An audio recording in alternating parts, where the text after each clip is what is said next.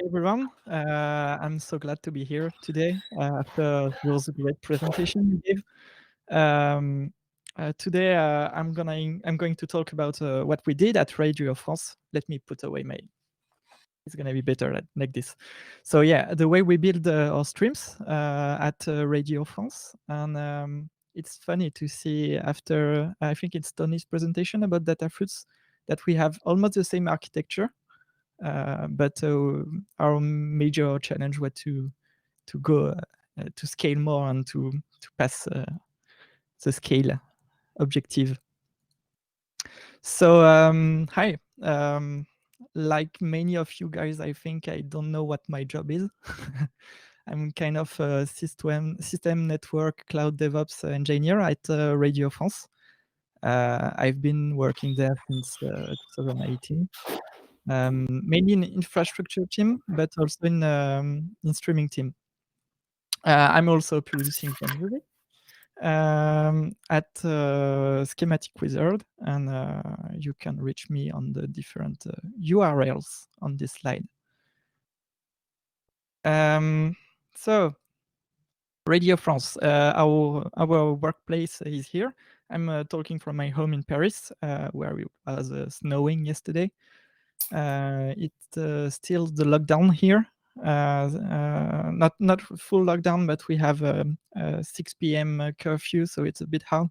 Restaurants and pubs and cultural places are still closed. So I guess like every one of you, we are really looking forward to exit this crisis as soon as possible.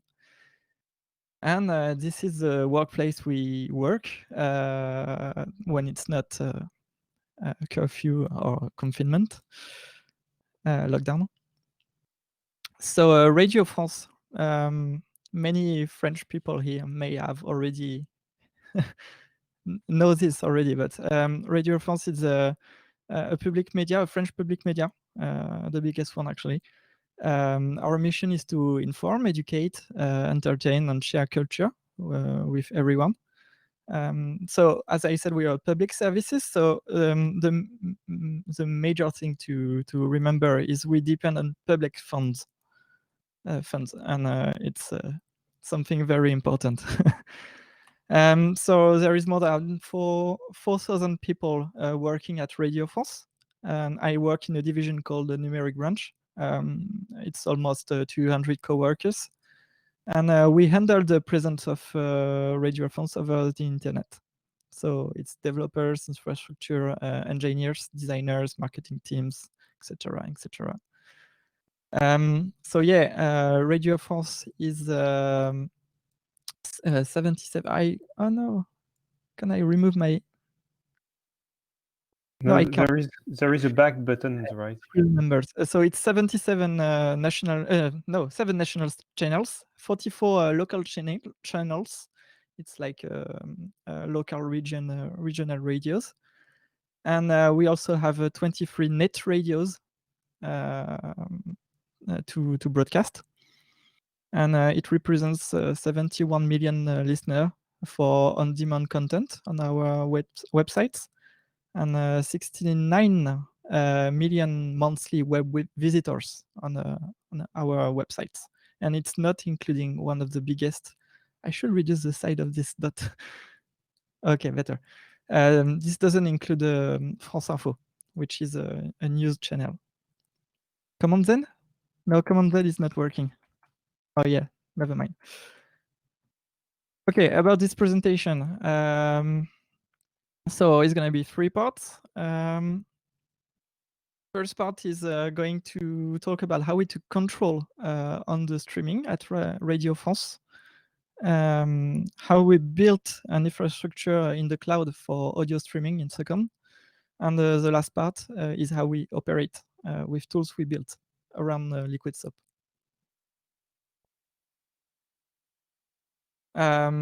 So yeah, this is a story. So I just tell you the story of what happened in 2019. So yeah, Radio France is it's an old house. We exist under this name since January 1975, and we took the activity of an old thing called ORTF, which was born in 1963, so it's quite old. And back in 2019, we already had web streamings. Broadcasting on the internet is not new. But we used back then professional services like an external company giving us a streaming service. And the problem is back in 2019, we had major incidents every day. We were unable to serve our content during morning peaks, and most of our listeners were experiencing disconnections during the day. So it was quite unhappy times. And also the streaming services we used were quite outdated. We had no real customer support, and there was no API, no web interface, and we were suffering of the lack of evolutivity. So many calls, many failures, unhappy listeners, unhappy editorialists. As I wrote on the previous slide, we have something like 1,000 journalists. So this was a high pressure for us to serve the content properly. So who we were, like I said, we are a small branch of Radio France. We are just a bunch of people actually hosting websites. We are working in a cloud-based infrastructure with open source technologies, only Linux distribution. And at the core of the platform, there is Kubernetes to orchestrate Docker containers. And we code and operate APIs. And the key is to industrialize. So who we were not audio experts. We had basically no knowledge about it. We were no transport experts, no support teams. And I could have said we're not infrastructure engineers, but it's false. It's actually our job. But we were not server buyers. We are only cloud-based. So we don't buy hardware. We don't buy stuff like this. What we already had back then, so the industrialized and resilient infrastructure in the cloud, strong knowledge about web services hosting, and encoded audio sources available in a local network at La Maison de la Radio, the big house I showed earlier. And we were not supposed to change the audio. I mean, in our team, we have no audio professionalism. It's not our job, and we have experts there to handle the sound. And what we had to do is actually to handle more than 2 million per day listeners on our streams, more than 300,000 simultaneous listeners during our morning peaks, which is a lot. And it's like 200, almost 200 or maybe more audio streams, which are the 74 radio local channels with multiple qualities and multiple sources for each of the channels. I'll talk about this a bit later. So the first idea was to get interested about what's happening on the market. Adaptive bitrate was something really interesting for us, but we were especially interested about giving buffering possibilities for our users. HLS could work for us. It's our former job to host HTTP services, so it was perfect. And Icecast was not so great because it's problematic for cache reasons. I'll talk about it just after.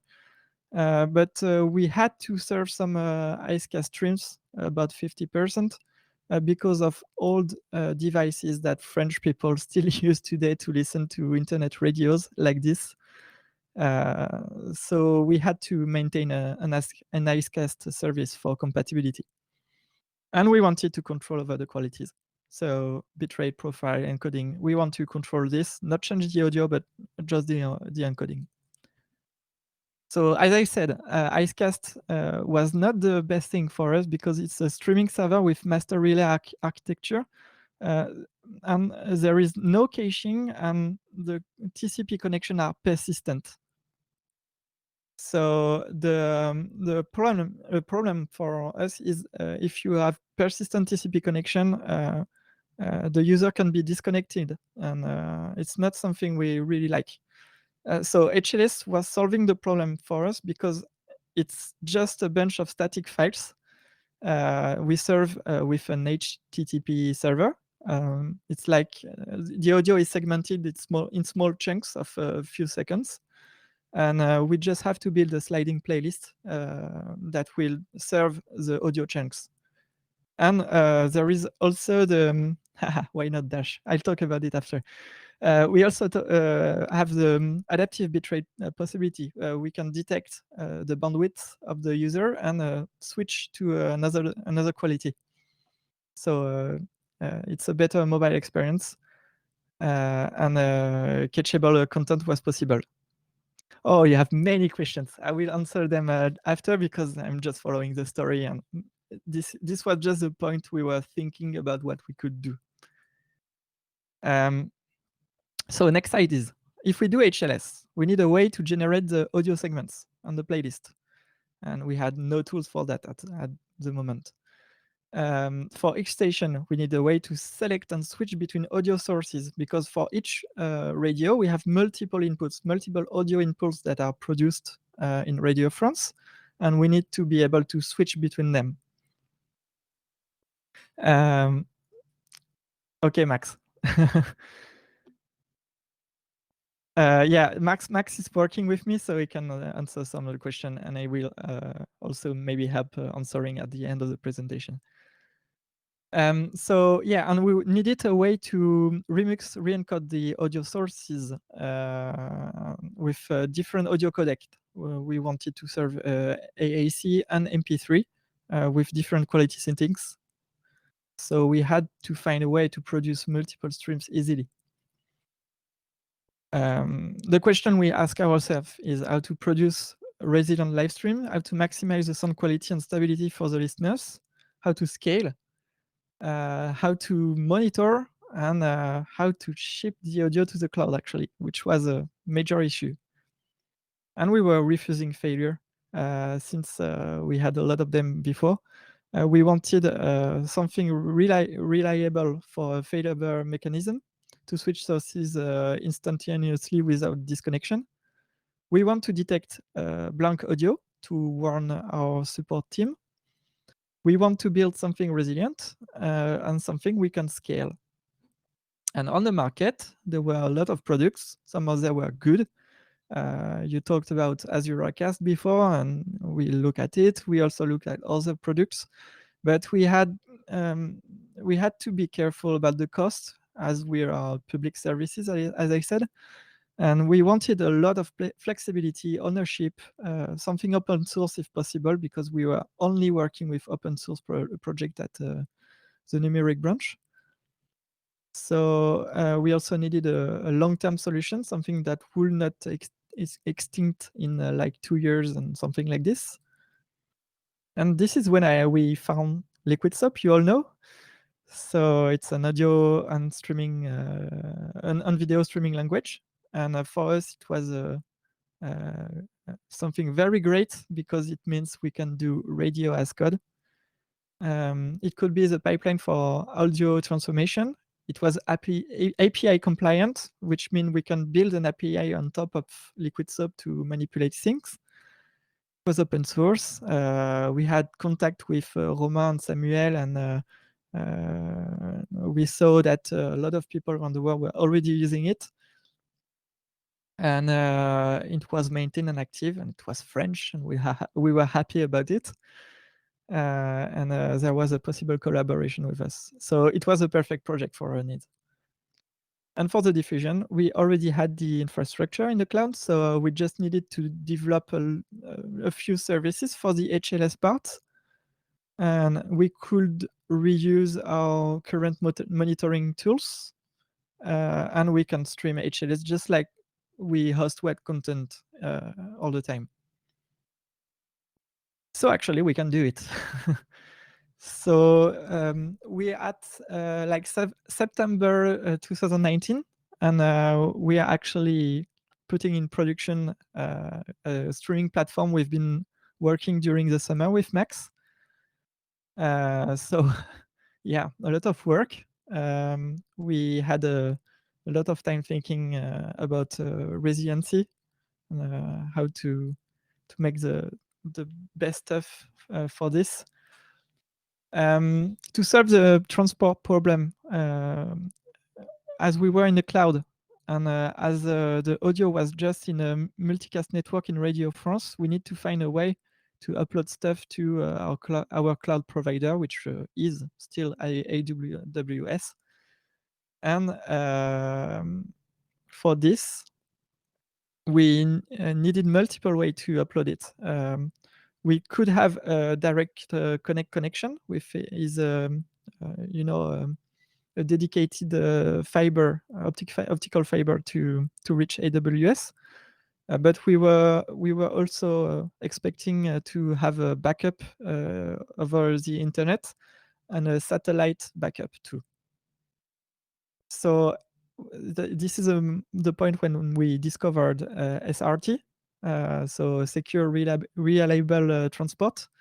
Romain talked about it in the introduction, and it was perfect for us. So it's just a protocol to encapsulate audio in UDP packets, UDP frames. So yeah, it could just work, go through the internet with high latency or network cuts and stuff like this with a replay mechanism. It was compatible with our satellite broadcaster, and it was very adapted for us. So with SRT, for each of our channels, we had to gather multiple inputs. So one satellite backup, one main audio stream, and one backup audio stream. So all this left part is at the Radio France building. We put SRT colors in the building to upload the stream to the cloud to SRT listeners. And maybe Liquidsoap. So we wanted resiliency, so we just crossed the path, and each listener was receiving the two colors. And yeah, you guessed right. The SRT listener is just Liquidsoap. And we had a bunch of them running at the same time. For each radio, we have at least two Liquidsoap working on each input we have. And the Liquidsoap cluster outputs to two separate infrastructure, one for the IceCast diffusion and another one for the HLS diffusion. So our usage of Liquidsoap is this. We use it to receive SRT audio. We use it to encode and mux in AAC, MP3, and produce the HLS segments and the IceCast stream. And we use it to control, just like you do also, the switch between the sources, an automatic fallback logic with safe blank in case of failure. And we also expose metrics and API, something we didn't talk about earlier today, and I will just say a few words about it after. So this is radio as code. We use very basic inputs with SRT, and we construct an input for each of those cases. I only talked about 2 sources per radio, so it's 4 sources with the 2 SRT colors we use. And we also have an override input that we sometimes use for events like concerts, live shows and stuff like this to override the main radio. And we also have the satellite input. And in the end, we have the save blank. If everything is failing, we have a source for this. So the fallback logic is a bit funny, maybe, because we built an artificial input we called live. And this is an input we want to stream in priority. And this input is just using a state returned by a function called isPlaying. And if the state says broadcast main channel 1, main color 1, this is going to be the live source. And in case of failure, in case of the live source unable to be here, so the SRT connection cut, it will automatically fall back in this order to other live sources. And if we want to do a manual switch, we just have to change the stored choice, and we can fall back to another audio source. So with Liquidsoap, we produce the following formats. In HLS, we mainly use AAC. We didn't have much choice about the bandwidth because we had to comply with the market needs.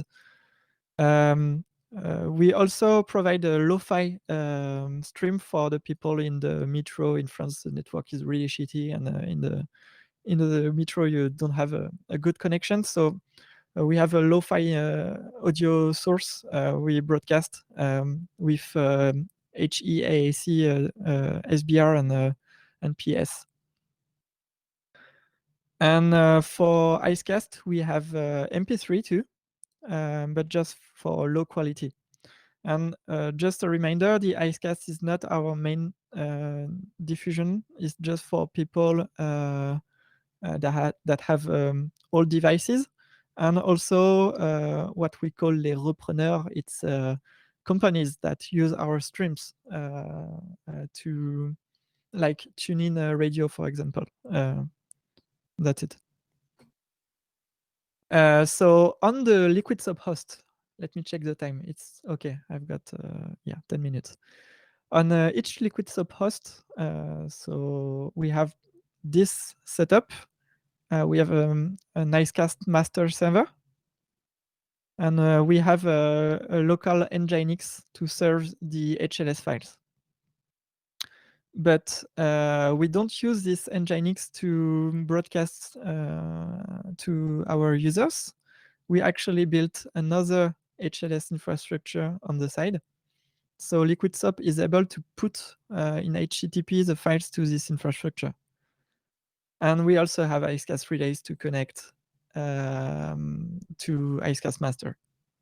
Sorry, I'm not following at all the questions, but I'm sure Max is answering with his best. So the Icecast architecture is very classic. We have just the same as Tony described before. So many relays that connects to the multiple masters we have. Each one, it's one master per Liquidsoap, so many masters. And each time we lost a master, the relay will automatically fall back to another master. But there is no cache and no auto-scaling. And for HLS, I talked about it already, but yeah, we have multiple qualities. And we built an infrastructure to create a playlist, a shifting playlist that will serve the audio segments with TS extension.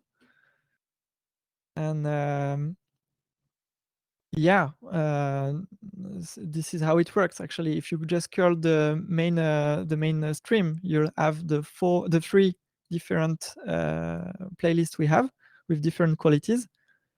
The bandwidth detection for the automatic fallback between the qualities.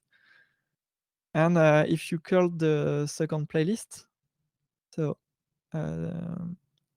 this program, for example, lo-fi, no, it's hi-fi, so this one.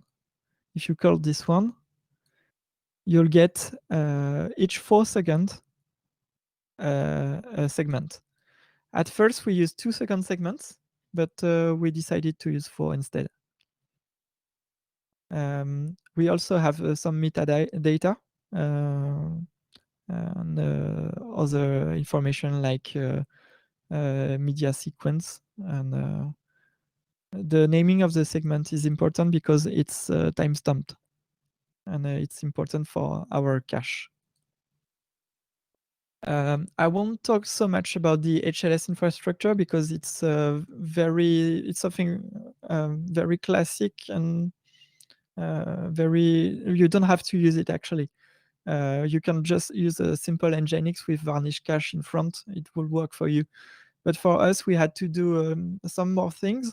So we built a service to upload the segment audio files to our CDN. We use multiple CDN for redundancy, and each 4-second an audio segment is uploaded. And we also store the timestamps of the segments in a dedicated database. We have another service to generate the playlist to handle the time shift, so you can go back in time and listen to the state of the stream like 1 hour ago, 1 hour ago old program, and to handle the adaptive qualities. And as I said, we have multiple Liquidsoap per source, so this is also where we can shift between sources. And the last part of the HLS infrastructure is the scaling and the high availability part. So everything is on Kubernetes. We have scalable ingresses. We have scalable APIs. We use cache, and we have the CDN for the audio chunks.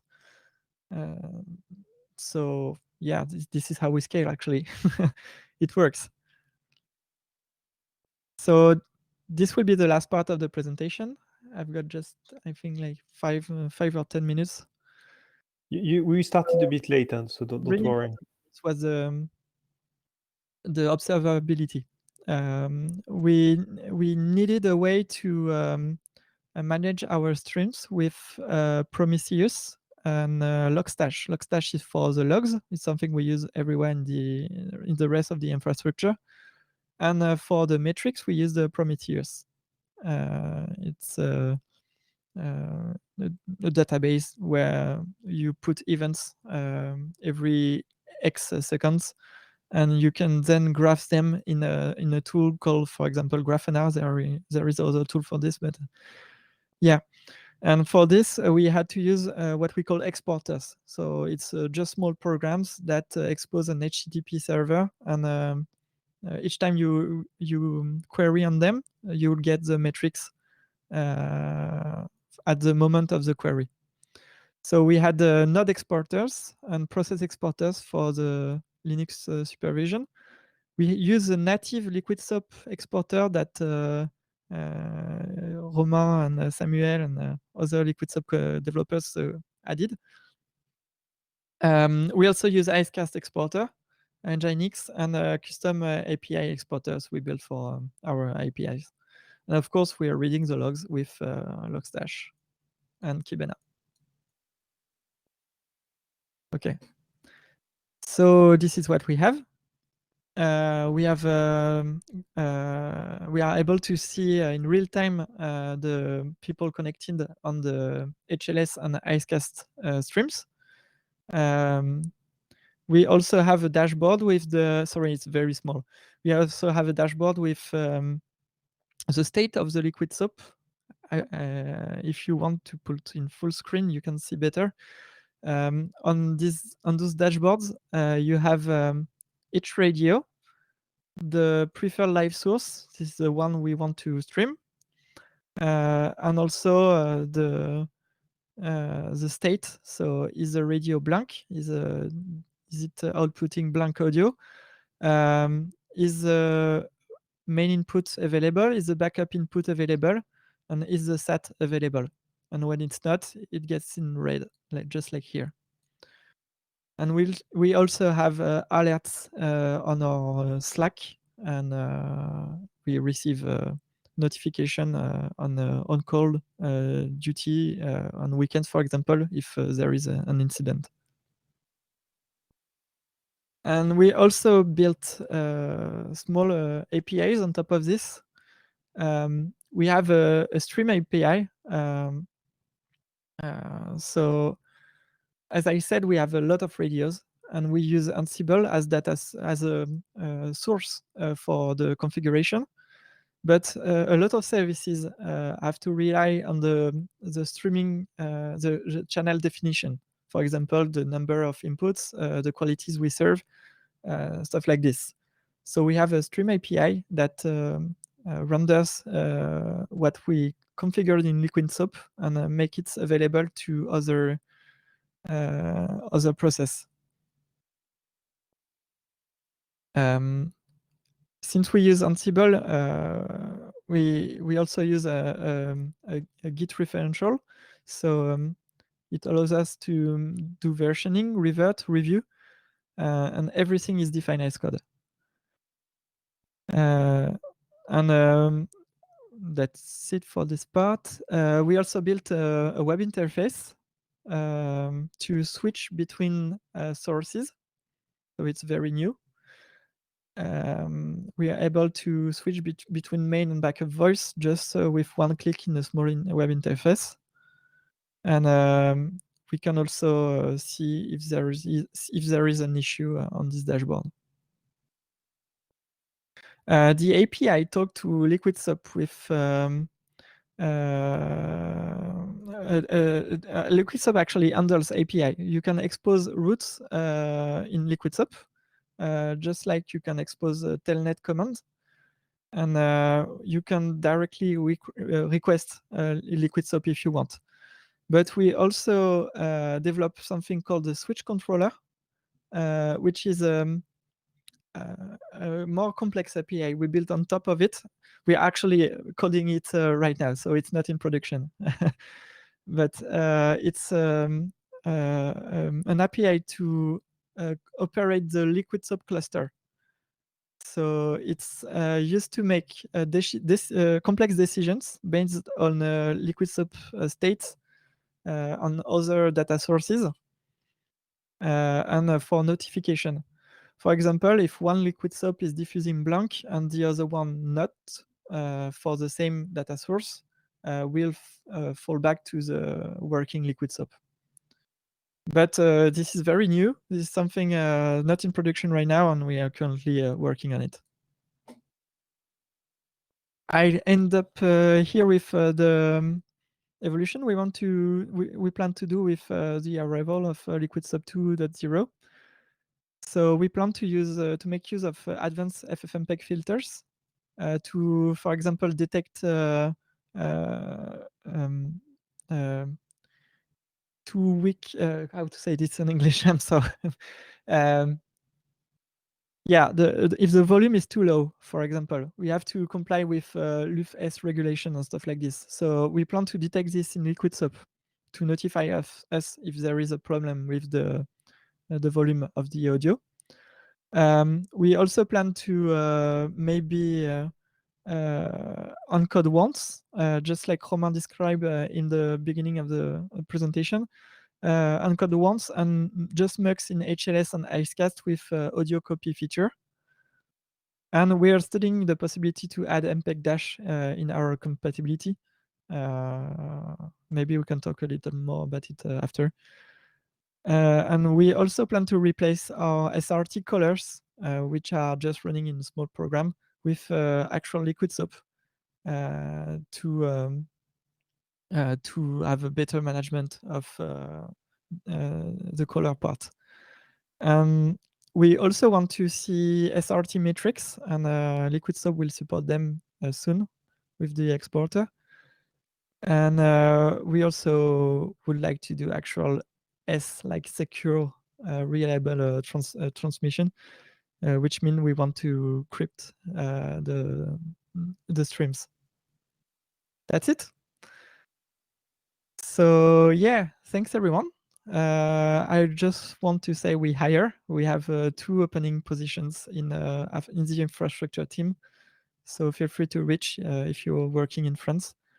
And you can also find more technical information on Max presentation he did last year at FOSDEM. So the link is here. Oh, let me put my headphone. Yeah, thank you very much. It's always great to and impressive to see what you're doing at Radio France with Liquidsoap and all the other technologies. So are there any questions? So I saw that there were many questions in the chat during your talk, but maybe you have some more to ask Youenn. So if you want.